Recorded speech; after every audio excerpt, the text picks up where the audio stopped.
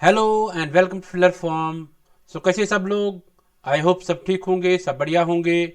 So good afternoon everyone. So welcome in today's class.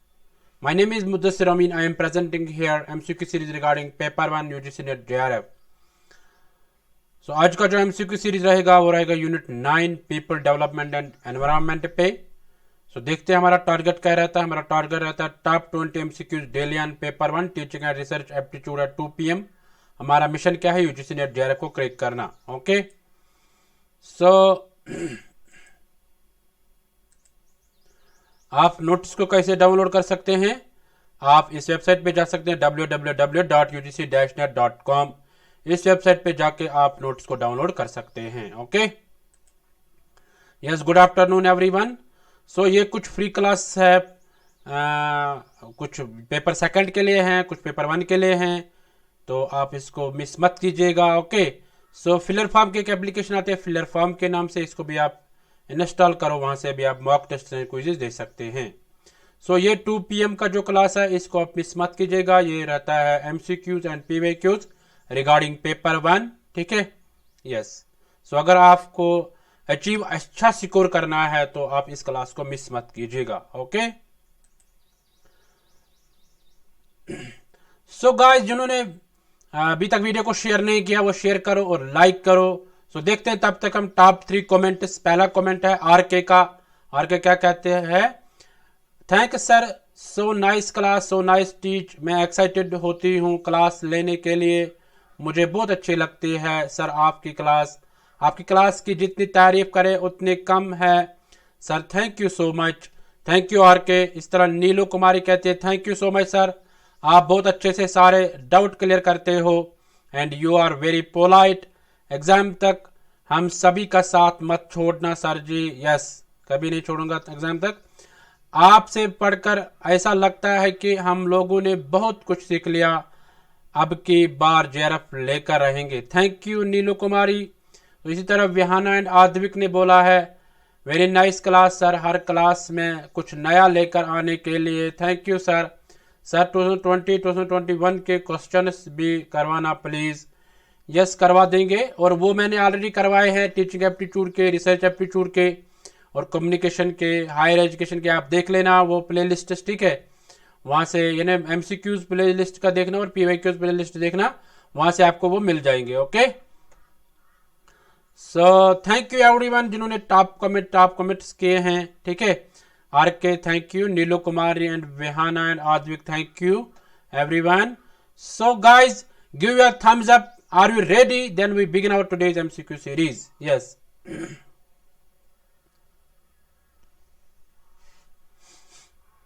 so are you ready? Let us begin then.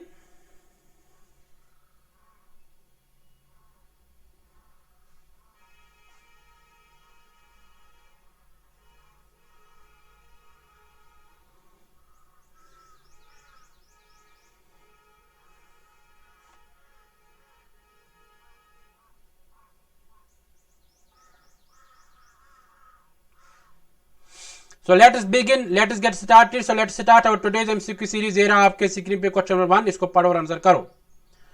Which is the smallest north east state in India? Smallest north east state पता नहीं आपको India की। ए Tripura, B Meghalaya, सी Mizoram, D Manipur. तो सब answer करो। Very good, सबों का answer आना चाहिए, बहुत अच्छा। सो तुरंत आंसर करो।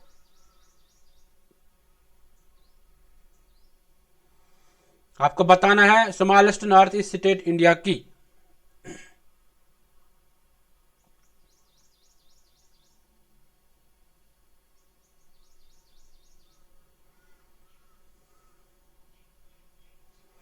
वेरी गुड, ऐसे सब आंसर करो, बहुत अच्छा, तुरंत आंसर आना चाहिए।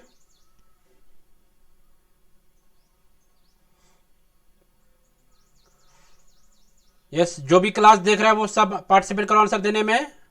तो देखते हैं इसका आंसर क्या होगा। ये रहा आपके स्क्रीन पे इसका आंसर। ए पार्ट है त्रिपुरा। देखो स्मॉलेस्ट नॉर्थ ईस्ट स्टेट है इंडिया की, वो है त्रिपुरा। ठीक है, हाँ। तो देखो यहाँ पे मतलब एक्चुअल में है स्मॉलेस्ट है सिक्किम, बट यहाँ पे सिक्किम नहीं है, आपको इनमें से बताना था। पहले नंबर पे सिक्किम आती है, दूसरे नंबर पे आती है, यानी जो स्मॉलेस्ट आती है पहले सिक्किम आती है, दूसरा गोवा आती है, तीसरा आती है त्रिपुरा। ठीक है, सो आप ये ध्यान में रखना। दैट मीन्स कि यानी स्मॉलेस्ट है सिक्किम, दूसरे गोवा और तीसरे त्रिपुरा। देखो यहाँ पे त्रिपुरा था तो तभी हमने बोला स्मॉलेस्ट इनमें से यही है। Okay, yes. सो और ये प्रीवियस ईयर क्वेश्चन आया था, तो वहां पे भी जो यूजीसी ने आंसर की दी थी वो दिया था A part Tripura. Okay, so I hope you got it. चलते हैं क्वेश्चन नंबर 2 पे, इसको देखो और आंसर करो। तमिलनाडु कोस्टल बेल्ट है drinking water shortage due to, Tamil Nadu coastal belt जो है उसमें ड्रिंकिंग वाटर की शॉर्टेज रहती है। क्यों रहती है ये बताना आपको। A high evaporation, B sea water flooding due to tsunami, C over exploitation of ground water by tubewells, D seepage of sea water. ये बताना आपको इनमें से कौन सा ऑप्शन आएगा। तो सब आंसर करो, very good. Tamil Nadu coastal belt जो है वहां पे ड्रिंकिंग वाटर की शॉर्टेज रहती है, क्यों रहती है वो बताना है आपको।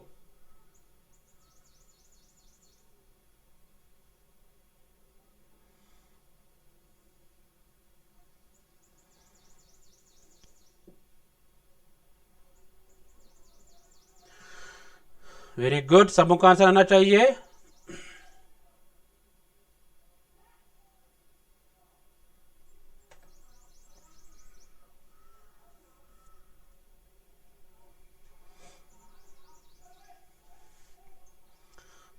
तो देखते हैं इसका आंसर क्या होगा। ये रहा आपके स्क्रीन पे इसका answer, D part seepage of sea water. ठीक है, थोड़ा सा देखते हैं इसके बारे में।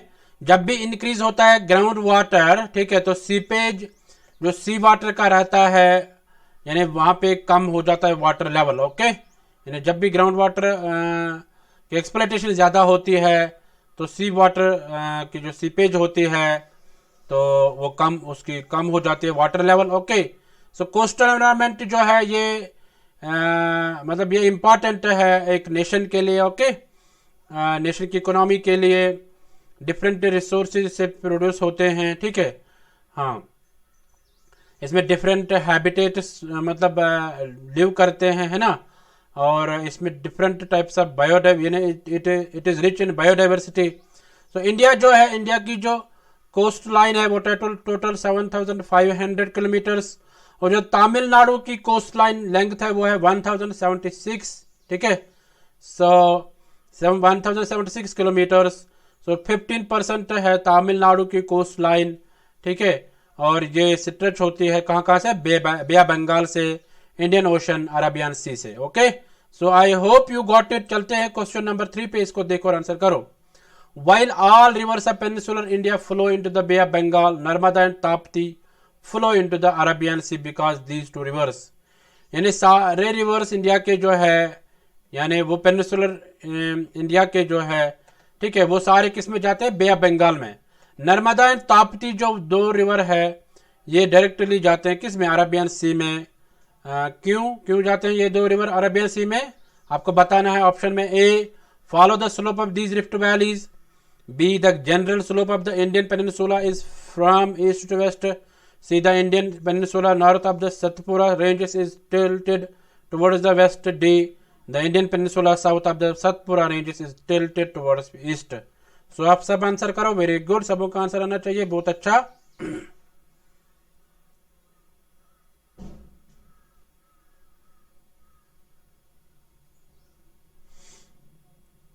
चलो सब आंसर करो, कोई चीटिंग नहीं, ठीक है।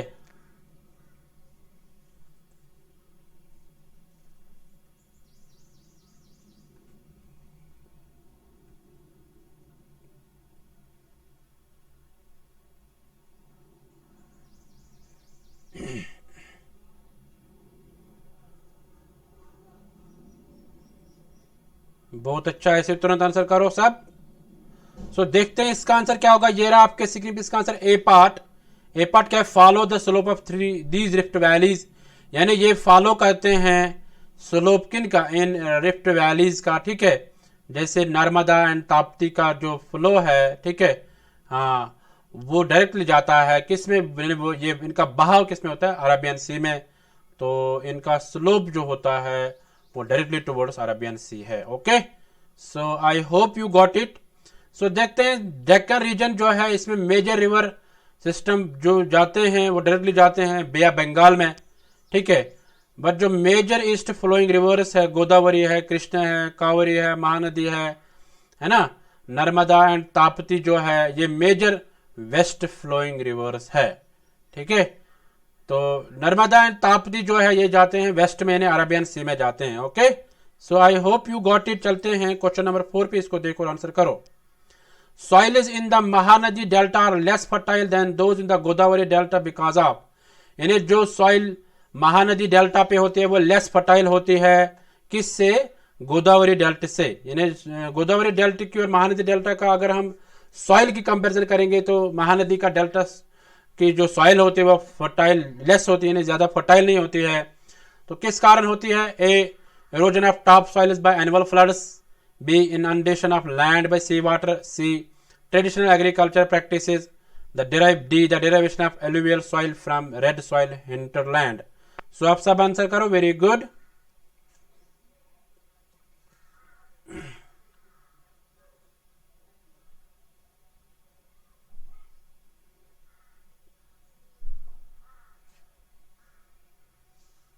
सबों का आंसर आना चाहिए। बहुत अच्छा।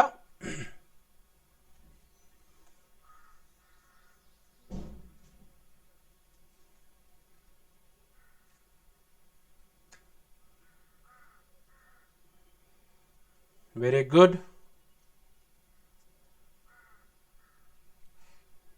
सो देखते हैं इसका आंसर क्या होगा। ये रहा आपके स्क्रीन पे इसका answer. A part, erosion of top soils by annual floods, यानी जो महानदी में ज्यादा फ्लड्स आ जाते हैं उसमें जो सॉइल होती है उसकी इरोजन होती है। जो टॉप सॉइल होती है वो मैंने जो महानदी है वो लेके जाती है उसको अपने साथ में, उस टॉप सॉइल को, ड्यू टू फ्लड, तब उसमें जो सॉइल होती है वो फर्टाइल ज्यादा नहीं होती है। Okay, so I hope you got it. चलते क्वेश्चन नंबर थोड़े से देखते हैं इसके बारे में।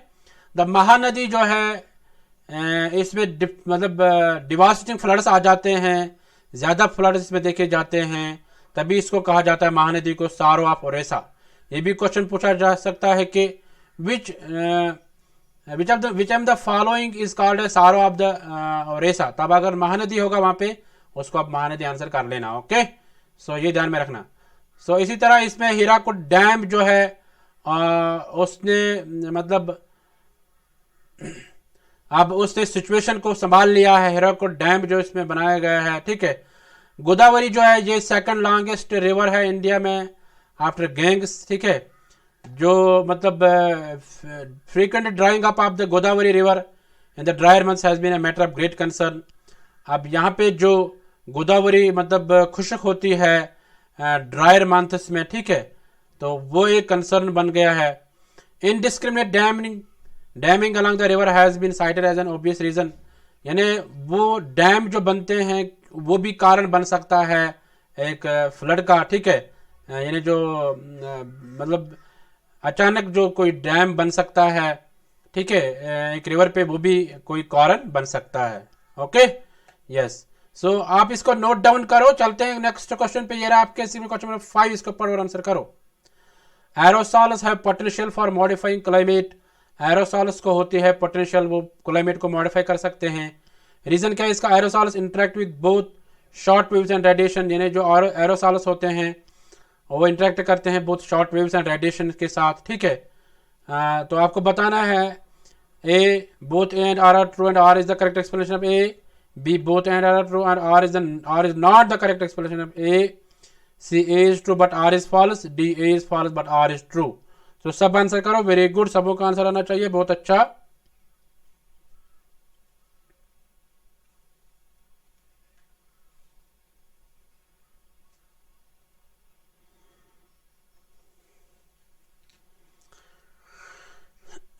चलो सब आंसर करो।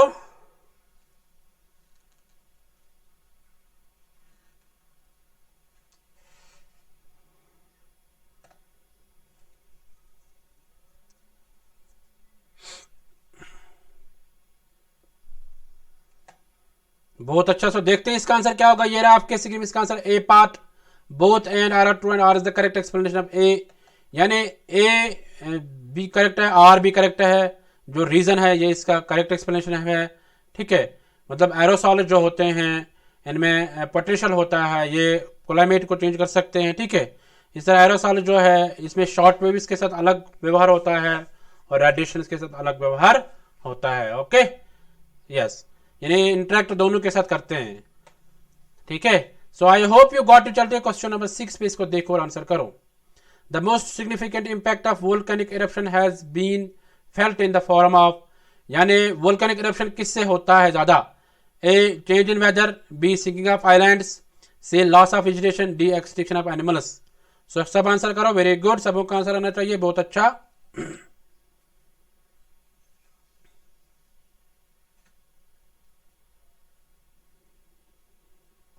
Most significant impact of volcanic eruption, यानी वोल्केनिक इरप्शन किससे होता है? वोल्केनिक इरप्शन अगर किसी को पता नहीं है, वोल्केनिक इरप्शन होता है जब वोल्केनो से गैसेस निकल के आते हैं। ठीक है, yes,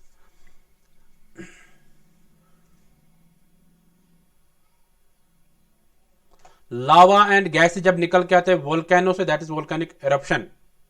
okay, lava and gases जब निकल के आते हैं। ठीक है, हाँ, यानी किसकी वजह से ज्यादा होता है ये? सब आंसर करो, very good.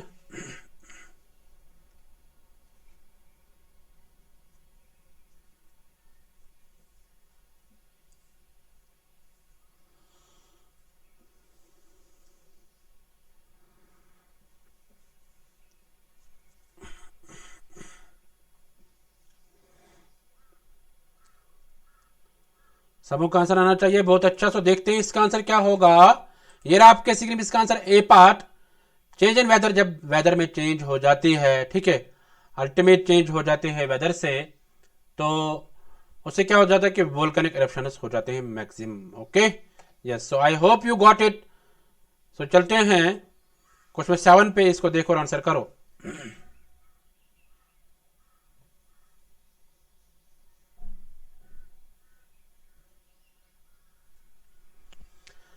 With absorption and decomposition of CO2 in ocean water beyond desired level, there will be, यानी जब एब्जॉर्प्शन एंड डिकम्पोजिशन होती है कार्बन डाइऑक्साइड में ओशंस में, ठीक है, तो वहां पे क्या हो सकता है? A decrease in temperature, B increase in salinity, C growth of phytoplankton, D rise in sea level. So सब आंसर करो, वेरी गुड।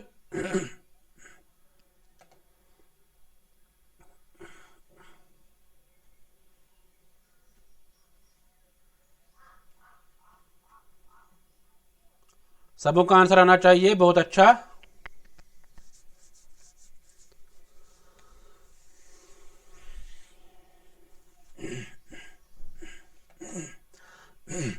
तो देखते हैं इसका आंसर क्या होगा। ये रहा आपके स्क्रीन पे, इसका answer C part, growth of phytoplankton, यानी ओशंस में ग्रोथ हो जाती है किनकी? फाइटोप्लैंक्टन्स की। ठीक है, यानी ये छोटे ऑर्गेनिजम्स होते हैं जो ग्रो करते हैं ओशन में। ठीक है, due to absorption and decomposition of carbon dioxide. ठीक है, yes, so I hope you got it. चलते क्वेश्चन नंबर 8 पे, इसको देखो और आंसर करो। Match the column first with column second, column first को मिलाना है कॉलम सेकंड के साथ। कॉलम फर्स्ट में वाटर क्वालिटी, कॉलम सेकंड में पीएच वैल्यू। यहां पे आपको बताना है कोड के जरिए कि न्यूट्रल का कितना पीएच वैल्यू है, मॉडरेटली एसिडिक का कितना पीएच वैल्यू है, अल्कलाइन का कितना है, इंजूरियस का कितना है। तो सब आंसर करो, वेरी गुड। यहाँ पे कोड चूज करना आपको, कोड है ना, इसमें दिया गया कोड इस साइड में। सो इसको आप देखो।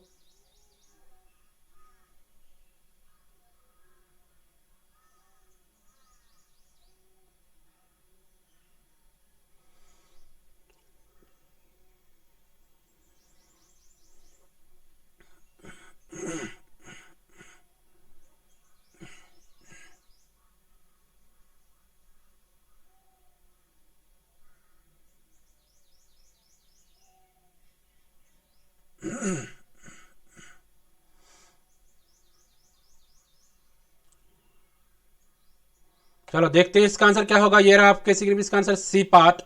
सी पार्ट क्या है? सेकंड, ए का सेकंड आएगा, यानी न्यूट्रल है। 7 इसका पीएच वैल्यू होता है। मॉडरेटली एसिडिक जो रहता है उसका फर्स्ट आएगा, है ना, 5 पीएच वैल्यू रहता है।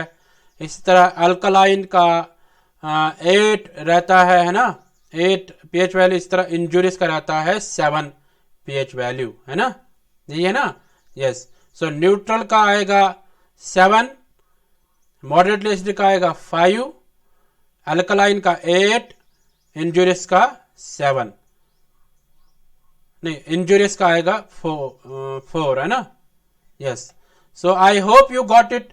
चलते हैं क्वेश्चन नंबर 9 पे, इसको देखो और आंसर करो। The maximum emission of pollutants from fuel sources in India is caused by, यानी मैक्सिमम पोल्यूटेंट्स कहां से निकल के आते हैं इंडिया में, ठीक है। सोर्स कौन रहता है, अमंगस्ट द फ्यूल, जो हम फ्यूल यूज करते हैं। A coal, B firewood, C refuse burning, D vegetable waste product. तो सब आंसर करो, वेरी गुड।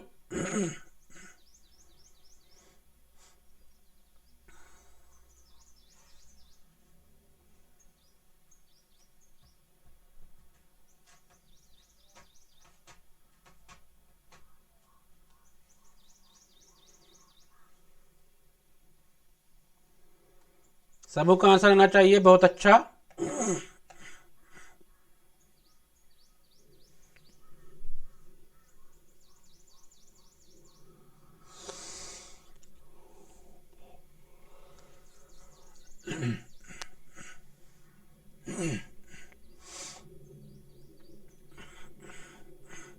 सो देखते हैं इसका आंसर क्या होगा। ये रहा आपके सिर्फ इसका आंसर ए पार्ट, कोल।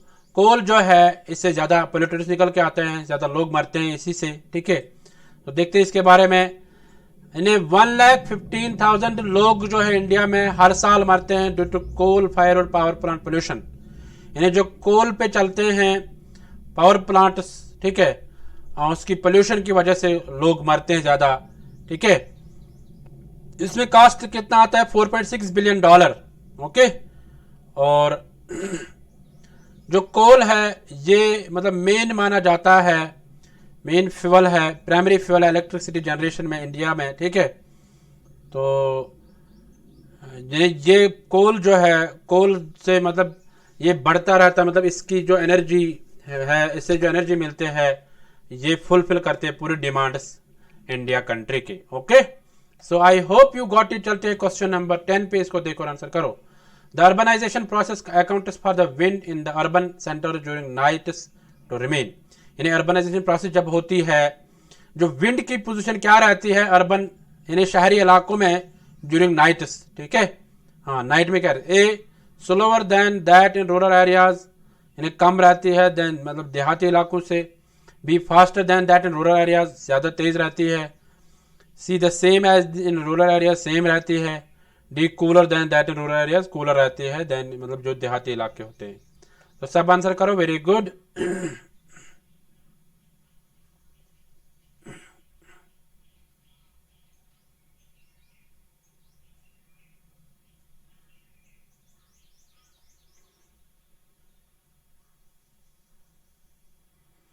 सबों का आंसर आना चाहिए।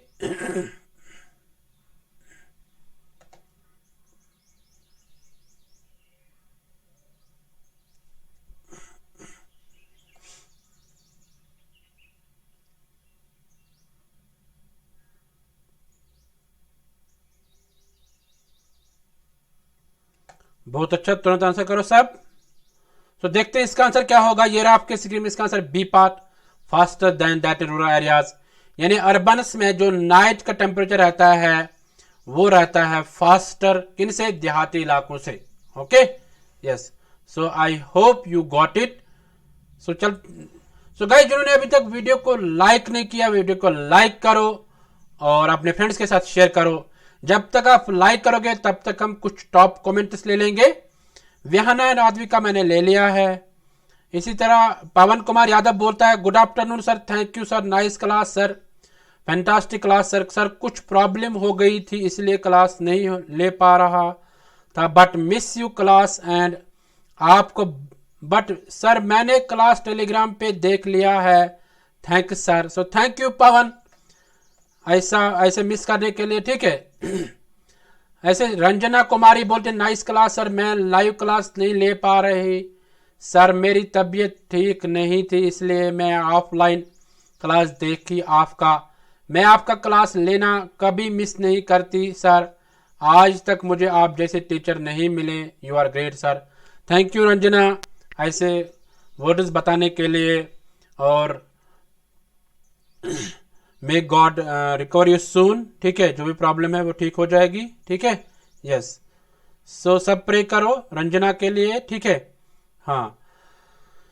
सो इसी तरह बी सिद्धू बोलते हैं sir very very nice class sir, I do not know miss class, यानी I do not want to miss the class sir, आपकी क्लास बहुत नाइस क्लास है, thank you sir ji.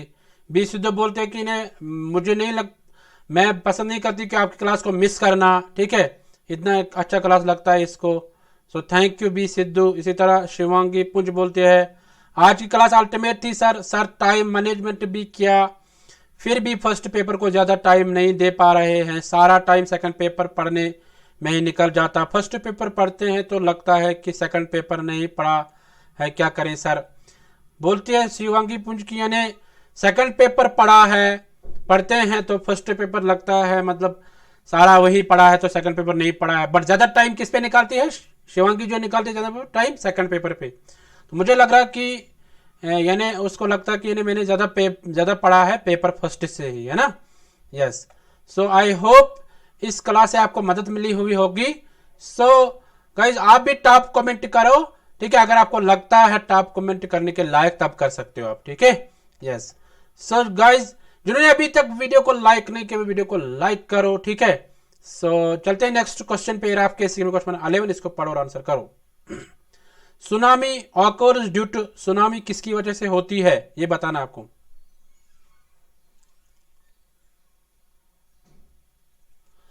Tsunami occurs due to A mild earthquakes and landslides in the oceans, mild earthquake से होती है या landslide से होती है ओशंस में। B strong earthquakes and landslides in the oceans, C strong earthquakes and landslides in the mountains, D strong earthquakes and landslides in deserts. तो सब आंसर करो, वेरी गुड, सबको का आंसर आना चाहिए, बहुत अच्छा।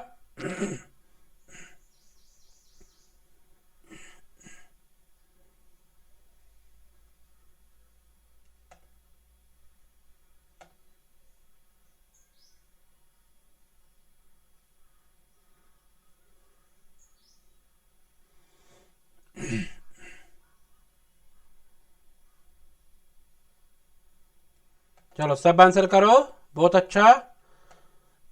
सो देखते हैं इसका आंसर क्या होगा, ये रहा आपके स्क्रीन पे इसका answer, B part strong earthquakes and landslides in the oceans, यानी सुनामी किसकी वजह से होती है, जब बहुत तेज मतलब अर्थक्वेक्स होती है, ठीक है, जब भूचाल आ जाते हैं, और जो लैंडस्लाइड्स होते हैं उनमें वो भी स्ट्रांग आ जाते हैं ओशंस में, तब सुनामी का कारण हो सकता है, ओके।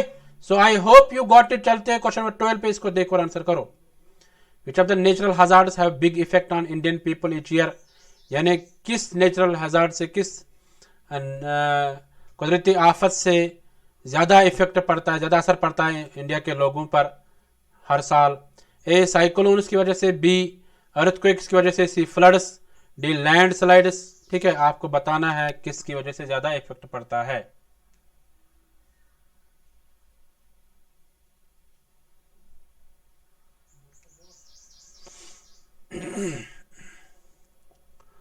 तो सब आंसर करो, वेरी गुड, सबों का आंसर आना चाहिए, बहुत अच्छा।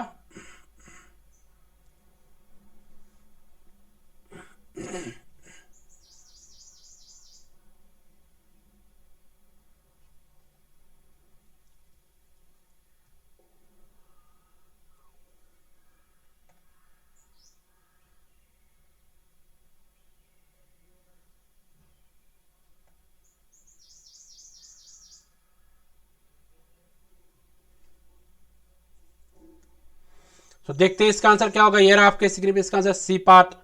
सी पार्ट क्या है, फ्लड्स, ठीक है, यानी नेचुरल हजार्ड जो है, नेचुरल हजार्ड जो है जो ज़्यादा इफेक्ट करता है इंडिया के लोगों को, वो है फ्लड्स, ओके। तो फ्लड से ज़्यादा नुकसान पहुंचता है इंडिया के लोगों को। सो देखते हैं क्वेश्चन 13 को, इसको देखो और आंसर करो। Comparative environment impact assessment study is to be conducted for, यानी कंपेरेटिव एनवायरमेंट इम्पैक्ट असेसमेंट जो किया जाता है तो कब कब किया जाता है इसको, ठीक है। ए द होल ईयर, पूरे मतलब साल में। B 3 season excluding monsoon, C any 3 seasons, D the worst season. So आप सबको आंसर करना है। सो यहाँ पे हिंदी में भूल गया लाना,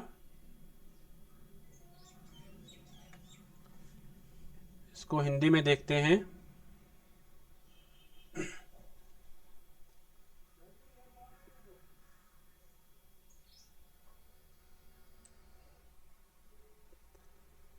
एक सेकंड, इसको मैं हिंदी में लाऊंगा।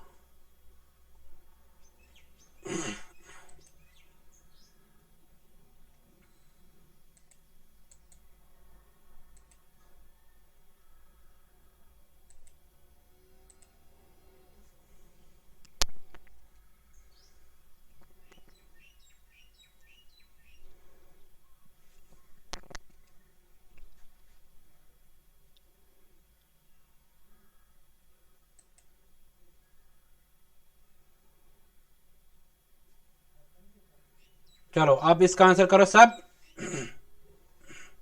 हिंदी में भी है अब, है ना?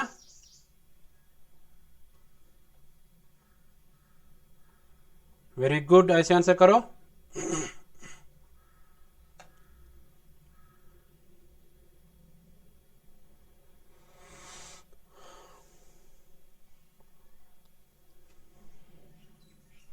सो देखते हैं इसका आंसर क्या होगा। ये रहा आपके स्क्रीन पे इसका answer, A part, the whole year, पूरे साल के लिए इसको किया जाता है कंपेयर। Okay, yes. हाँ, एनवायरमेंट को यानी दूसरे कंट्रीज के साथ कंपेयर किया जाता है। ओके, कंपेरेटिव एनालिसिस की जाती है। So I hope you got it. So चलते हैं क्वेश्चन नंबर 14 पे, इसको देखो और आंसर करो। Sea level rise result primarily due to, यानी सी लेवल जो होती है वो बढ़ जाती है ना? किसकी वजह से? A heavy rainfall, B submarine volcanism, C melting of glaciers, D sea floor spreading. तो सब आंसर करो, हिंदी में भी है, आप आंसर करो सब। सी लेवल बढ़ जाती है किसकी वजह से, किसके कारण?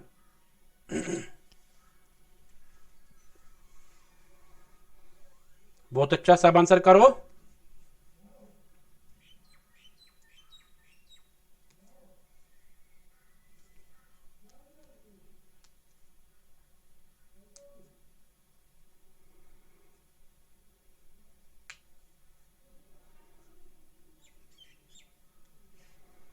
सबों का आंसर आना चाहिए, बहुत अच्छा, तुरंत आंसर आना चाहिए।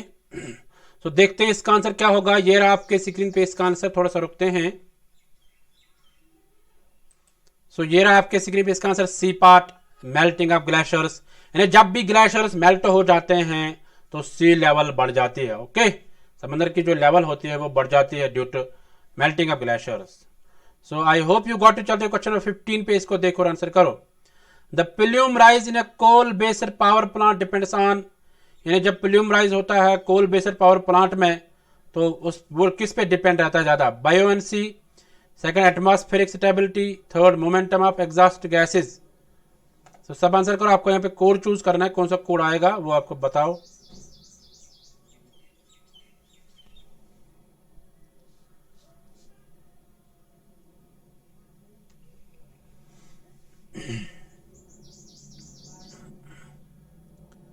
सबों का आंसर आना चाहिए, बहुत अच्छा।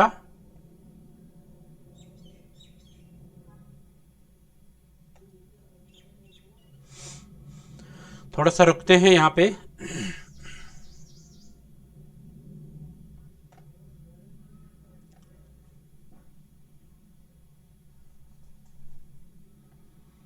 सो देखते हैं इसका आंसर क्या होगा। ये रहा आपके स्क्रीन पे इसका answer, B part. B part क्या कहता है? Second and third only. Second atmospheric stability और थर्ड है मोमेंटम ऑफ एग्जॉस्ट गैसेस। तो ये जो दो ऑप्शंस है ये डिपेंड रहते हैं, इस पे डिपेंड रहता है coal based power plant. Okay, यानी एटमॉस्फेयर पे, एटमॉस्फेयर कितना अच्छा रहेगा, है ना, उस पर डिपेंड रहता है। मोमेंटम ऑफ एग्जॉस्ट गैसेज, यानी एग्जॉस्ट गैसेज जो होते हैं उन पे भी डिपेंड रहता है ये। ठीक है, हाँ, मतलब उनका आना जाना कैसे रहेगा। ठीक है, तो उससे क्या होगा कि इन्हें प्लूम राइज हो जाता है कोल बेस्ड पावर प्लांट में। Okay, so I hope you got it. चलते हैं क्वेश्चन नंबर 16 पे, इसको देखो और आंसर करो। Deforestation during the recent decades has led to, deforestation किसकी वजह से होती है? ठीक है, A soil erosion, B landslide, C loss of biodiversity, D all the above. सब आंसर करो, इजी है।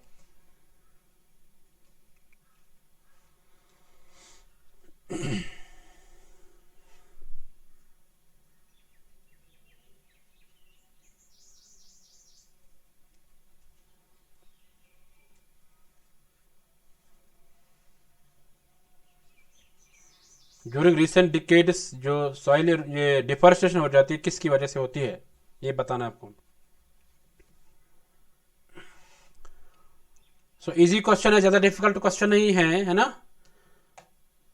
सो देखते हैं इसका आंसर क्या होगा। ये रहा आपके सिक्री, इसका answer D part, all the above, यानी सारे इसके करेक्ट ऑप्शन है।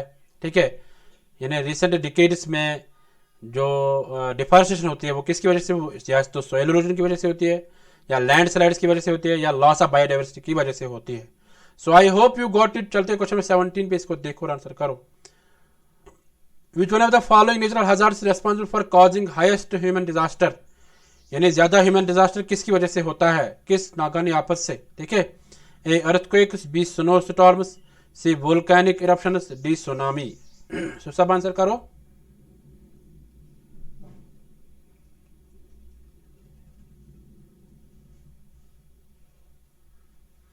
सबको आंसर आना चाहिए, बहुत अच्छा, तुरंत आंसर करो सब।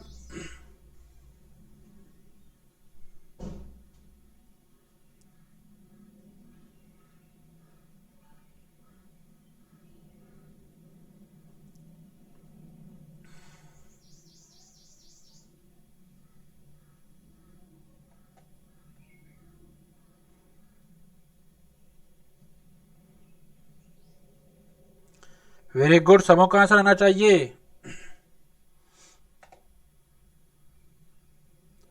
किससे ज्यादा ह्यूमन डिजास्टर हो जाता है। तो देखते हैं इसका आंसर क्या होगा। ये रहा आपके स्क्रीन पे, इसका आंसर डी पार्ट, सुनामी की वजह से, यानी ह्यूमन डिजास्टर हो जाता है सबसे ज्यादा किस कुदरती आफत से, सुनामी से। Okay, so I hope you got it. चलते हैं क्वेश्चन नंबर 18 पे, इसको देखो और आंसर करो। Which one of the following is appropriate for natural hazard mitigation, यानी नेचुरल हजार्ड्स किसे हम कम कर सकते हैं। ठीक है, A international aid, B timely warning system, C rehabilitation, D community participation. तो सब आंसर करो। Very good.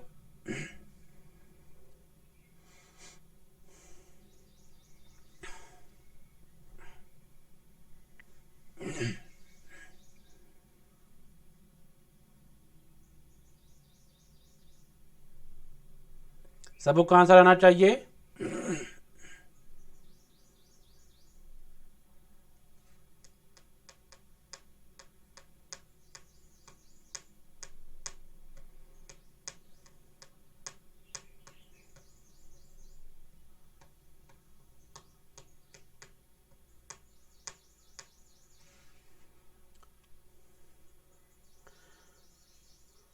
नेचुरल हजार्ड का, यानी जो नेचुरल हजार्ड्स होते हैं उसको हम दूर कैसे कर सकते हैं, है ना, ये बताना आपको। सो देखते हैं इसका आंसर क्या होगा। ये रहा आपके स्क्रीन पे, इसका answer B part, timely warning system. अगर टाइम पे वार्निंग दी जाएगी कि कल क्या हो जाएगा, है ना, कि मतलब कब क्या हो जाएगा। जैसे आजकल वेदर का पहले आता है कि यानी 7 डेज का वेदर क्या रहेगा, है ना, तो ऐसे पहले जब वार्निंग दी जाएगी तो उससे नेचुरल हजार्ड्स हम कम कर सकते हैं। Okay, so I hope you got. चलते क्वेश्चन नंबर 19 पे, इसको देखो। Slums in metro city are the result of, इन स्लम एरियाज, है ना, वो गंदे एरिया किससे हो जाते हैं मेट्रो सिटीज में। Rural to urban migration, B poverty of the cityscape, C lack of urban infrastructure, D urban governance. यानी स्लम्स एरियाज कैसे बनते हैं मेट्रो सिटीज में, ये आपको बताना है। सब आंसर करो। Very good.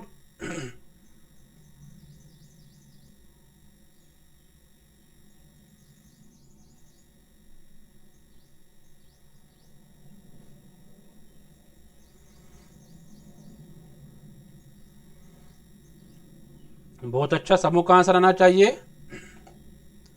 तो देखते हैं इसका आंसर क्या होगा। ये रहा आपके स्क्रीन पे, इसका answer A part, rural to urban, यानी जब देहाती लोग शहरों में जाते हैं, माइग्रेशन जब करते हैं वो गांव से शहर तक, ठीक है, तब स्लम्स एरियाज होते हैं, प्रोड्यूस होते हैं कहाँ पे, मेट्रो सिटीज में। Okay, so I hope you got it. चलते क्वेश्चन नंबर 20। ये है आज के last MCQ of today's MCQ series. ठीक है, the great Indian bustard bird is found in, great Indian bustard bird कहाँ पाया जाता है। A Thar desert of India, B coastal regions of India, C temperate forests in the Himalaya, D Terai zones of the Himalayan foot. सो सब answer करो। सबों का answer आना चाहिए। बहुत अच्छा।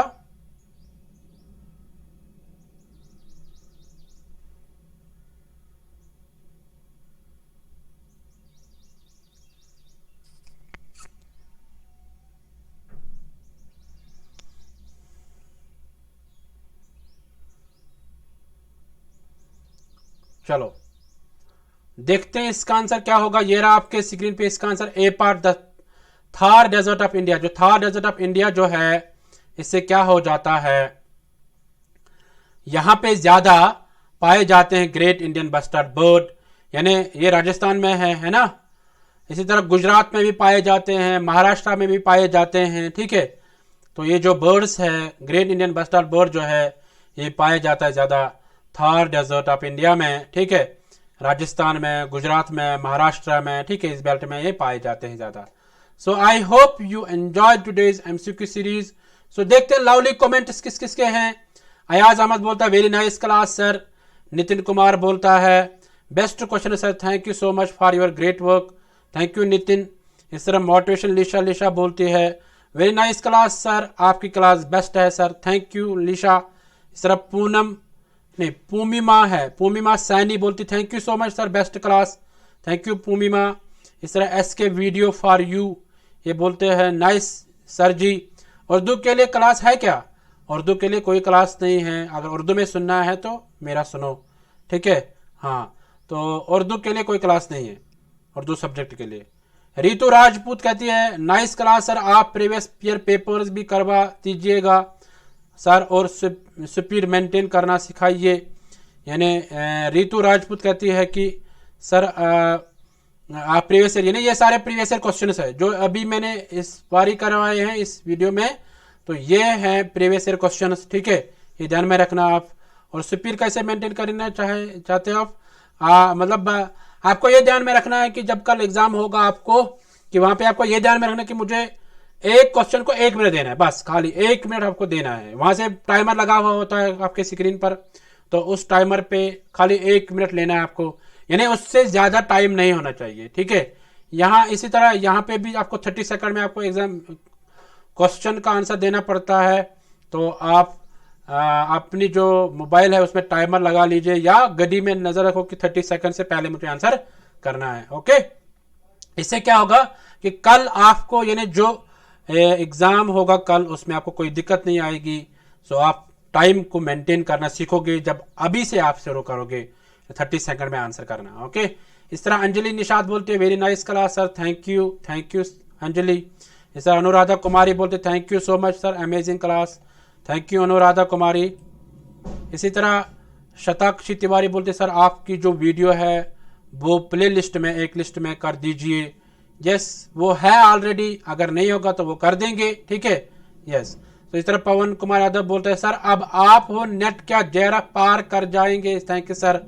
यस, आई होप मैक्सिमम जो क्वालिफाई जेआरएफ क्वालिफायर्स होंगे वो होंगे फिलर फॉर्म से। सो आप दिन दुगनी रात चुगनी मेहनत करते रहो, ओके, यस। सो PYQs MCQs अटेंड करो, आपका हो जाएगा जरूर, okay. So thank you guys. आप नोट्स को कैसे डाउनलोड करोगे, आप इस वेबसाइट पे जाओ www.ugc-net.com, इस वेबसाइट पे जाके आप नोट्स को डाउनलोड कर सकते हैं। आप अपना फीडबैक दे दीजिए, ठीक है, कमेंट सेक्शन में आप अपना फीडबैक दे दीजिए। सो उसको हम देखते हैं कि किसका अच्छा कमेंट है ना, किसको अच्छा लगता है हमारे मेहनत, है ना। सो ये कुछ फ्री क्लासेस है, इनका आप लाभ लीजिएगा। और PYQs MCQ क्लास होता है पेपर 1 के लिए 2 PM पे, इसको भी आप मिस मत कीजिएगा। और ये है अचीवमेंट फिलर फॉर्म की जेआरएफ अचीवर्स, और ये है नेट अचीवर्स। आप भी मेहनत करते रहो, नेक्स्ट टाइम आपका नाम इस लिस्ट में आ जाएगा, ठीक है, यस। सो अगर आपका कोई प्रश्नों का कोई क्वेश्चन होगा, उसको आप कमेंट सेक्शन में लिख लो, उसको हम एड्रेस कर लेंगे। सो थैंक यू गाइज, मिलते हैं नेक्स्ट MCQ सीरीज में, तब तक के लिए टाटा बाय बाय।